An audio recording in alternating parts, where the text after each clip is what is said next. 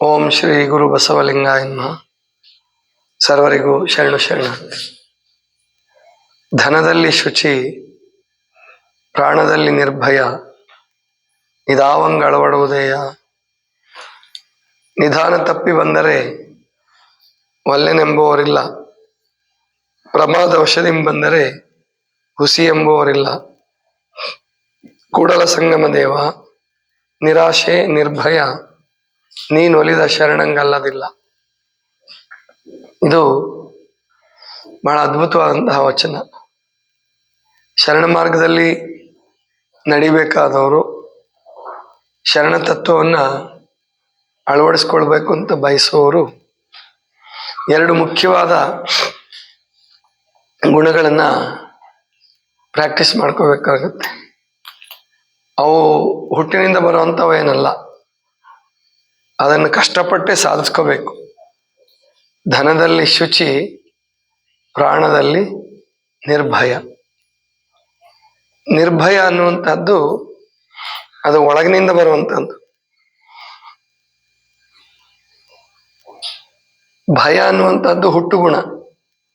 ಪ್ರತಿಯೊಂದು ಮಗು ನೀವು ನೋಡ್ತೀರ, ಒಂಚೂರು ಸಪ್ಪಳ ಕೇಳಿದ್ರೆ ಬೆಚ್ಚ ಬೀಳ್ತಿರ್ತವೆ.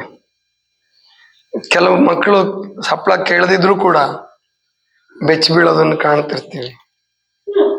ಆಮೇಲಿಂದ ಭಯ ಅನ್ನುವಂಥದ್ದು ಎಲ್ಲರಿಗೂ ಇರುವಂಥದ್ದೇ ಅದು, ಮತ್ತು ಆ ಭಯ ಇರಲೂ ಬೇಕು. ಭಯ ಇದೆ, ಹುಟ್ಟುಗುಣಗಳೆಲ್ಲವೂ ಅಷ್ಟೇನೆ. ಮನುಷ್ಯನ ಉದ್ಧಾರಕ್ಕಾಗಿಯೇ, ಅವನ ಬೆಳವಣಿಗೆಗಾಗಿಯೇ ಹುಟ್ಟುಗುಣಗಳಿರೋದು. ಅವುಗಳನ್ನು ತಪ್ಪಾಗಿ ಬಳಸಿದರೆ ಅವೇ ನಮಗೆ ಬಂಧನಕಾರಿ. ಅವುಗಳನ್ನು ಸರಿಯಾಗಿ ಬಳಸಿದ್ರೆ ಅದೇ ನಮ್ಮನ್ನು ಉದ್ಧರಿಸ್ತಕ್ಕಂತಹ ಮಾರ್ಗ ಆಗ್ತವೆ ಹುಟ್ಟುಗುಣಗಳು. ಹಾಗೆ ಭಯ ಮತ್ತು ನಿರ್ಭಯ ಅಂತ ಏನಿದಾವಲ್ಲ, ಈ ಭಯ ಅನ್ನುವಂಥದ್ದು ಹುಟ್ಟುಗುಣ, ಅದು ಎಲ್ರಿಗೂ ಸಹಜವಾಗಿ ಬರುತ್ತೆ. ನಿರ್ಭಯತ್ವ ಅಳವಡಬೇಕಾದ್ರೆ ಅದಕ್ಕೆ ಸಾಧನೆ ಬೇಕಾಗುತ್ತೆ, ಅನುಷ್ಠಾನ ಬೇಕಾಗುತ್ತೆ, ಶಕ್ತಿ ಬೇಕಾಗುತ್ತೆ, ಮತ್ತು ಅದನ್ನು ಗಳಿಸ್ಕೊಳ್ಬೇಕು. ನಿರ್ಭಯತ್ವವನ್ನು ಹುಟ್ಟಿನಿಂದ ಯಾರಿಗೂ ಬಂದಿರಲ್ಲ ಅದು. ಅದಕ್ಕೆ ಬಸವಣ್ಣವ್ರು ಹೇಳ್ತಾರೆ, ಧನದಲ್ಲಿ ಶುಚಿ. ಧನದಲ್ಲಿ ಶುಚಿ ಅಂದ್ರೆ ಏನಪ್ಪಾ ಅಂದ್ರೆ ಸಾಧನ ಮತ್ತು ಸಾಧ್ಯ ಅಂತ ಬಳಸ್ತಾರೆ. ಮಹಾತ್ಮ ಗಾಂಧೀಜಿಯವರು ಇದಕ್ಕೆ ಬಹಳ ಒತ್ತು ಕೊಡ್ತಿದ್ರು. ಎಲ್ಲಾ ಶರಣರು ಒತ್ತು ಕೊಡ್ತಾರೆ. ಈಗಿನ ರಾಜಕಾರಣಿಗಳು ಯಾರೂ ಇದಕ್ಕೆ ಒತ್ತು ಕೊಡ್ತಾ ಇಲ್ಲ. ಯಾವ ರೂಪದಿಂದನಾರಾಗ್ಲಿ ಬರಲಿ ಒಟ್ಟು. ಮೊನ್ನೆ ಡೆಲ್ಲಿನಲ್ಲಿ ಒಬ್ಬ ನ್ಯಾಯಾಧೀಶನ ಮನೆಯಲ್ಲೇ ಸಿಕ್ಕಾಪಟ್ಟೆ ಹಣ ಸಿಕ್ಕಿದೆ. ಎಷ್ಟು ಸಿಕ್ಕಿದೆ ಅಂತೇಳಿ ಇನ್ನೂ ಹೊರಗೆ ಬಿದ್ದಿಲ್ಲ. ಅದು ಸಿಕ್ಕಿದೆ ಅಂತ ಅಷ್ಟೇ. ಅದು ಯಾವುದೋ ಬೆಂಕಿ ಹತ್ಕೊಂಡ್ಬಿಟ್ಟಿದೆ ಮನೆಯಲ್ಲಿ, ಅದೇ ಉದ್ದೇಶಪೂರ್ವಕವಾಗಿ ಹಚ್ಚಿದ್ರೇನೋ ಗೊತ್ತಿಲ್ಲ. ಆರಿಸೋದಕ್ಕೆ ಬಂದಾಗ ಆ ಗೋಡೌನೆಲ್ಲ ಹುಡುಕ್ತಿರ್ಬೇಕು, ಅದ್ರ ಆರಿಸ್ಬೇಕಾದ್ರೆ ಬಹಳ ಹಣ ಸಿಕ್ಕಿದೆ. ಈಗ ಅವನಿಗೆ ನ್ಯಾಯಾಧೀಶ ಸ್ಥಾನದಿಂದ ಚ್ಯುತಿಗೊಳಿಸಿದ್ದಾರೆ. ಅಂದ್ರೆ ಈಗೇನು ಕೆಲಸ ಮಾಡಂಗಿಲ್ಲ. ಮುಂದೆ ಅದು ವಿಚಾರಣೆ ಆಗತ್ತೆ. ಅಂದ್ರೆ ಯಾರು ನ್ಯಾಯ ನಿರ್ಣಯ ಮಾಡ್ಬೇಕಾಗಿದೆಯೋ ಅವರು ಕೂಡ ಲಂಚಕ್ಕೆ ಒಳಗಾಗಿದ್ದಾರೆ ಅಂತಂದ್ರೆ ಇನ್ನು ರಾಜಕಾರಣಿಗಳು, ಉದ್ಯಮಿಗಳು, ಬೇರೆ ಬೇರೆ ಕ್ಷೇತ್ರದಲ್ಲಿರ್ತಕ್ಕಂಥವ್ರ ಗತಿ ಏನಾಗಿರ್ಬೇಕು ಲೆಕ್ಕ ಹಾಕೊಳ್ಳಿ. ಅದಕ್ಕೆ ಬಸವಣ್ಣವ್ರು ಹೇಳ್ತಾರೆ, ಧನದಲ್ಲಿ ಶುಚಿತ್ವ ಮತ್ತು ಪ್ರಾಣದಲ್ಲಿ ನಿರ್ಭಯತ್ವ. ಇದು ಅಳವಡೋದು ತುಂಬಾ ಕಷ್ಟ ಅಂತಾರೋ. ಯಾಕೆ ಅಂದ್ರೆ ಯಾರಿಗೆ ಆಗ್ಲಿ ನಿಧಾನ ತಪ್ಪಿ ಬಂದರೆ ಒಲ್ಲೆ ಎಂಬುವರಿಲ್ಲ, ಪ್ರಮಾದ ವಶದಿಂದ ಬಂದರೆ ಹುಸಿ ಎಂಬುವರಿಲ್ಲ. ನಿಧಾನ ತಪ್ಪಿ ಬಂದರೆ ಅಂದ್ರೆ ಹಣ ಯಾವ ರೂಪದಲ್ಲಾದ್ರೂ ಬಂತು, ಯಾರೋ ತಂದು ಕೊಟ್ರು, ಯಾರು ಒಲ್ಲೆ ಅನ್ನಲ್ಲ. ನಿಜ ಅದು. ಎಲ್ಲ ಹಣದ ಅಪೇಕ್ಷೆ, ಹಣದ ಅಗತ್ಯಗಳು, ಅವಶ್ಯಕತೆಗಳು ಹಂಗೆ ಇರುತ್ತೆ. ಆದ್ರಿಂದ ಯಾರು ತಂದು ಕೊಟ್ರು ಬೇಡ ಅಂತ ಅನ್ನಕ್ಕಾಗಲ್ಲ. ಗಾಂಧೀಜಿಯವ್ರ ಜೀವನದಲ್ಲೇ ಒಂದು ಘಟನೆ ನಡೆಯುತ್ತೆ. ಅವ್ರಿಗೆ ತುಂಬಾ ಕಷ್ಟ ಆಗಿರುತ್ತೆ. ಆಶ್ರಮ ಕಟ್ಟಿದ ಹೊಸದರಲ್ಲಿ ನಾಳೆಗೇನು ನಾಡಿದ್ಗೇನು ಅಂತ ಚಿಂತೆ ಶುರುವಾಗಿರುತ್ತೆ. ಅವಾಗ ಕಡಿಮೆ ಜನ ಇರ್ತಾರೆ ಇನ್ನು. ಆವಾಗ ಒಬ್ಬ ವ್ಯಕ್ತಿ, ಅವನು ಮಾರ್ವಾಡಿ ವೇಷದಲ್ಲಿ ಇರ್ತಾನೆ. ಆಗಿನ ಕಾಲಕ್ಕೆ ಕಾರಲ್ಲೇ ಬರ್ತಾನೆ ಅವನು. ಕಾರಲ್ಲಿ ಬಂದು ಗಾಂಧೀಜಿಯವ್ರಿಗೆ 16,000 ರೂಪಾಯಿ ಹಣ ಕೊಡ್ತಾನೆ. ಅದನ್ನ ಗಾಂಧೀಜಿ ತಗೊಳ್ತಾರೆ. ಅವನು ಯಾರು, ಅವನೆಲ್ಲಿ ಹೋದ, ಹೇಗೆ ಬಂದ, ಹೇಗೆ ಹೋದ, ಏನೂ ಗೊತ್ತಾಗಲ್ಲ ಅವ್ರಿಗೆ. ಇದುವರೆಗೂ ಗೊತ್ತಿಲ್ಲ ಅವನ ಹೆಸರು ಅಂತ ಹೇಳಿ ಅವರ ಸತ್ಯಾನ್ವೇಷಣೆ ಬರೆದಿದ್ದಾರೆ. ಅಂದ್ರೆ ಅಗತ್ಯತೆ ಅವ್ರನ್ನ ತಗೊಳಂಗ್ ಮಾಡುತ್ತೆ. ಗಾಂಧೀಜಿ ತಗೊಂತಿರ್ಲಿಲ್ಲ. ಅವರು ದಕ್ಷಿಣ ಆಫ್ರಿಕಾದಿಂದ ಬರ್ಬೇಕಾದ್ರೆ ಬೇಕಾದಷ್ಟು ಜನ ಅವ್ರಿಗೆ ಏನೇನೋ ಉಡುಗೊರೆಗಳನ್ನು ಕೊಟ್ಟಿರ್ತಾರೆ. ಚಿನ್ನದ ಉಡುಗೊರೆಗಳನ್ನು ಕೊಟ್ಟಿರ್ತಾರೆ, ಬೇರೆ ಬೇರೆ ಬಟ್ಟೆ, ವಸ್ತುಗಳ ರೂಪದಲ್ಲಿ, ಹಣದ ರೂಪದಲ್ಲೆಲ್ಲ ಕೊಟ್ಟಿರ್ತಾರೆ. ಯಾವುದನ್ನು ಗಾಂಧೀಜಿ ತಗೊಳ್ಳಲ್ಲ. ಕೊನೆಗೆ ಕಸ್ತೂರಬಾ ಅವರು ಅವ್ರದ್ದು ಒಂದು ನೆಕ್ಲೆಸ್ ಆದ್ರೂ ಇರ್ಲಿ ಅಂತ ಅಂತಾರೆ, ಅದನ್ನು ಅವ್ರು ಇಟ್ಕೊಳ್ಳಲ್ಲ. ಅದಕ್ಕೆ ಕಸ್ತೂರಬಾ ಅವ್ರಿಗೂ ಜಗಳ ಆಗತ್ತೆ. ಅಂದ್ರೆ ಹೀಗೆ ಇದು ಅಪರಿಗ್ರಹ ತತ್ವ. ಇದು ಪ್ರಾಯಶಃ ಪ್ರವಾದಿಗಳಿಗೆ, ಬಸವಣ್ಣವ್ರಂತವ್ರಿಗೆ, ಗಾಂಧೀಜಿ ಅಂತವ್ರಿಗೆ. ಆದ್ರೆ ಅವರು ದೊಡ್ಡ ಕೆಲಸ ಮಾಡ್ತಾರೆ ಬಿಡಿ, ಅದರ ಅರ್ಥ ಅವ್ರು ಏನನ್ನು ತಗೊಳ್ಳೋದೇ ಇಲ್ಲ, ಅವರು ಹಣನ ತಿರಸ್ಕಾರ ಮಾಡ್ತಾರೆ, ಮನೆ ಬಿಟ್ಟು ಹೊರಟೋಗ್ತಾರೆ ಅಲ್ಲ. ಬಸವಣ್ಣನವರು ಮಹಾಮನೆ ಕಟ್ಟಿದ್ರು.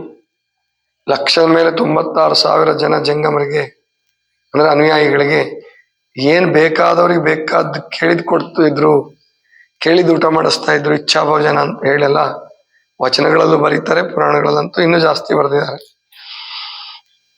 ಹೀಗೆ ಅವ್ರು ದೊಡ್ಡ ಕೆಲಸ ಮಾಡ್ತಾರೆ, ಸಣ್ಣದಕ್ಕೆ ಆಸೆ ಬೀಳಲ್ಲ.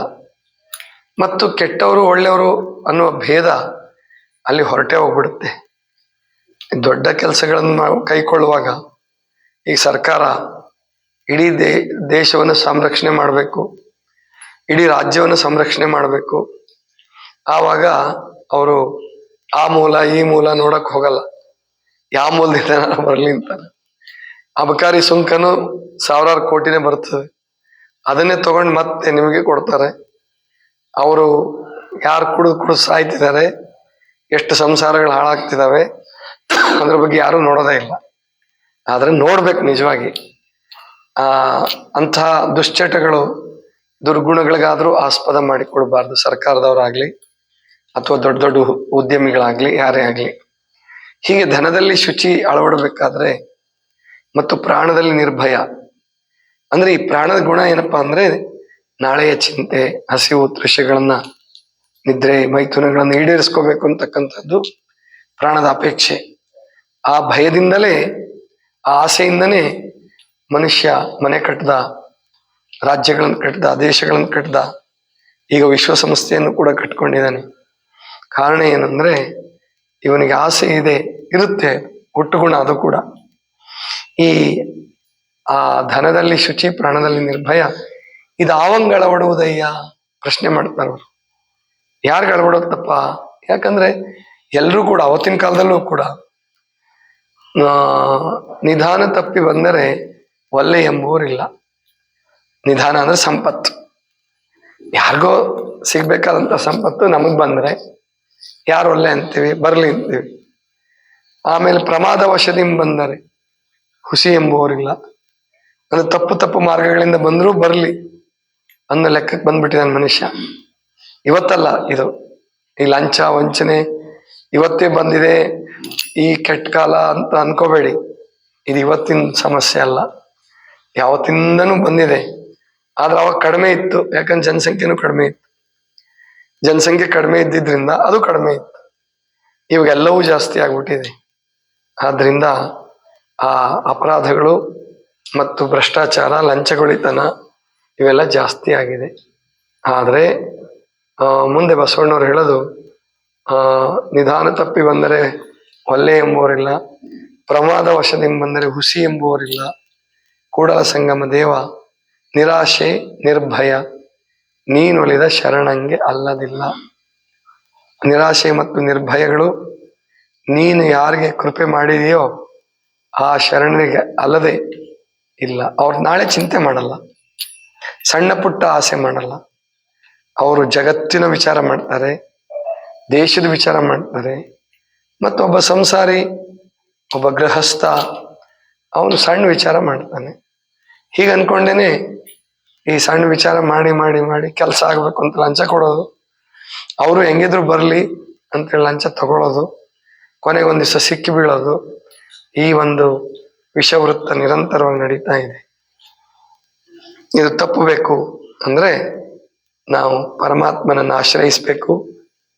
ಎಷ್ಟು ಅಗತ್ಯ ಇದೆಯೋ ಅಷ್ಟು ಬಂದ್ಮೇಲೆ ಅಥವಾ ಬರುವಾಗ, ಅದಕ್ಕಿಂತ ಮುಂಚೆನೆ ನಾವು ಧ್ಯಾನದ ಕಡೆಗೆ, ಪೂಜೆ ಕಡೆಗೆ, ನಮ್ಮನ್ನು ನಾವು ಅರಿಯುವುದರ ಕಡೆಗೆ, ಅಂತರಂಗದ ಕಡೆಗೆ ನಾವೆಲ್ಲರೂ ಗಮನ ಕೊಡಬೇಕು.